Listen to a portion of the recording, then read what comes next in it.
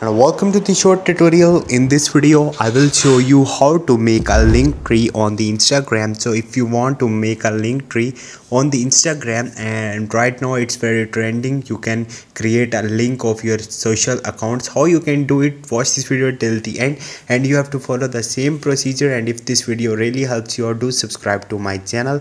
So first of all, you have to open your browser and you have to search for the linktr.ee login, and you have to click right here. First of all, you have to create a link on this website to start it. So simply I click on the login because I have already signed up on it. You can simply sign up on it. Once you will do it, you have to give a username and the password right here. Click on the login and you will see this type of the front end.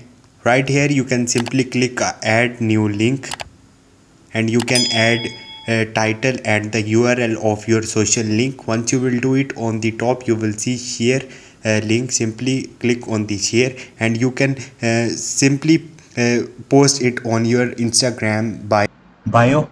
Hope this video will helpful for you. If you have any question, you can ask me in the comment section, and don't forget to subscribe my channel. Thank you.